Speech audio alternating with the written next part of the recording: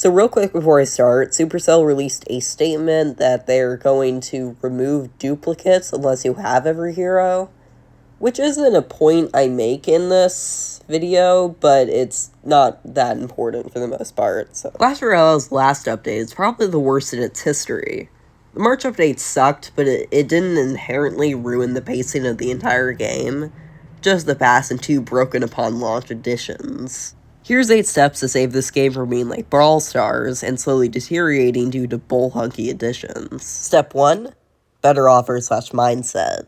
The Clash Royale devs have the mindset that if they add a bunch of dumb mechanics like RNG or overpowered cards on launch, they'll make more money. This is kind of a dumb mindset, as simply to put money into something is to enjoy that something. Like, if you bought a meal, you probably expect it to taste good if you spent money on it. You wouldn't expect the same for something that's free. Money doesn't buy happiness, but happiness buys stuff with money. So they should make cards balanced upon launch, or at the very least, mostly balanced, and don't add features no one wants or needs. Video games are built on fun, and higher quality reasoning to buy stuff is good. Essentially, heavily reduced offer costs, like 100,000 gold, should be like $50, not $5. Step 2. More accurate balance changes. The balance changes are mostly dumb. Like, for example, the Goblin Curse was nerfed to reduce its usage rate by removing its damage amplification. While it still works and technically its usage went away, it was the wrong thing to change. Because now it's literally just a weaker poison that can spawn goblins, unless you're dealing with anything stronger than a goblin. Or the Electro Spirit nerf, which is absolutely unnecessary.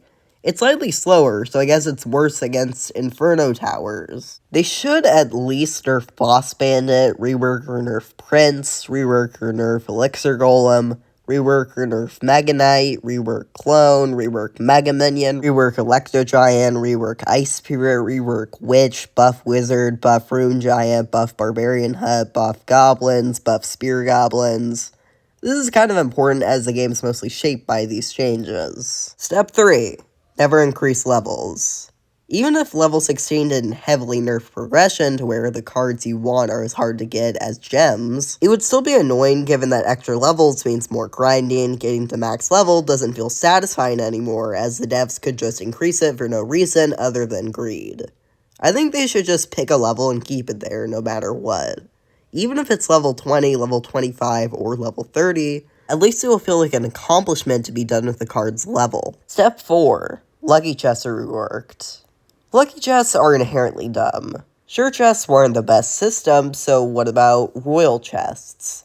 Instead of their contents being based on order or luck, they are based on how much crowns you got in your last battle, and they don't have a limit. All crowns gained are inherent crowns, so there's really only 3, and then you always get a 2 crown if you win a Merge Tactics game number 1, and 1 crown if you're placed number 2. So a 1 crown would contain at least 50 commons, 25 rares, and a 50% chance at 8 epics, and at least 1,000 gold. A 2 crown royal chest would contain at least 100 commons, 30 rares, 10 epics, or a 10% chance of a legendary, and at least 5,000 gold. Finally, for 3 crowns, it contains at least 300 commons, 50 rares, 15 epics, 25% chance of a legendary, and a 10% chance of a champion. And at least 10,000 gold. Still technically has luck involved, but a majority of them is based on skill, similar to the actual game. The Lightning Chest, Clan Chest, and Legendary King Chest still exist outside of regular battles. Step 5. Heroes are nerfed/reworked. Heroes are broken, except the Hero Giant, I guess. I guess because unlike Evos, their abilities cost Elixir and aren't passive, so Supercell thought they should be overpowered. The only one I would consider reworkable is Hero Giant. The others need at least a small nerf. The Hero Giant should be reworked where it has a 1 Elixir ability but cannot hit air. Makes the Hero Giant more of a Mighty Miner ability but no Death Bomb. But is even better against tanks.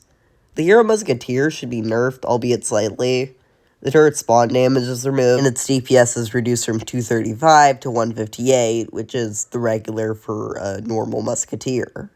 This makes the turret equivalent to the Musketeer, but can't move, and 10-second duration. The Hero Knight should definitely be nerfed. The ability is a little less broken for 2 Elixir, although definitely needs a tweak. Most likely, the taunt range should be reduced instead of the ability cost being increased. That would make it rare to use, as unlike Little Prince, it requires more timing. I think all it really needs is just its taunt range to be reduced from 7.5 to 5.5. This makes its ability more skillful to use right. The Hero Mini P.E.K.K.A is the most overpowered, although not entirely. I think that the Hero Mini P.E.K.K.A's ability should still be 1 Elixir, but the extra HP is changed from 40% to 0%. This makes it harder to gain value out of its extra levels that it can have. Finally, this last idea is just to remove duplicates from hero pools, but apparently that's basically already happened. So, anyway, step 6, Simpler Road. The trophy road is simply messy. It has too many arenas since only half of them matter. So there would be only 25. And mainly there would be level caps, so level 16 doesn't go against level 1 like joke skits and generally make the game less unfair for free-to-play players.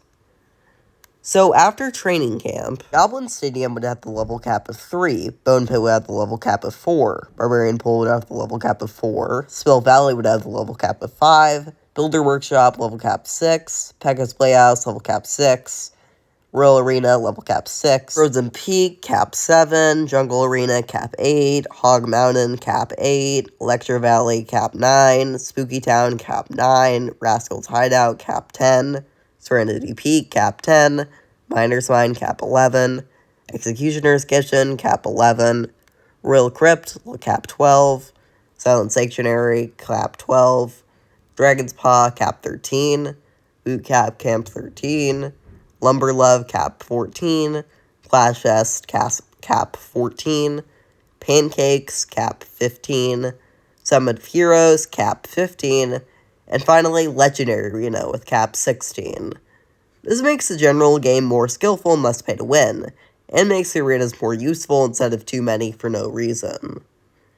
Sure, not many of these arenas matter right now, but I think this order is good, as 25 simple, and it basically has all the game in it. Step 7, return magic items. Magic items were removed, but unlike chests, they were only removed for progression, not because they were a basic feature that could be improved by scrapping for a new system.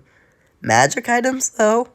They are perfect as they are. So not only would the magic books be brought back, there should be a few new ones to make the game more interesting. First of all, the special bag. It gains you 50,000 gold when opened, but it increases by 50,000 every day it is left unopened.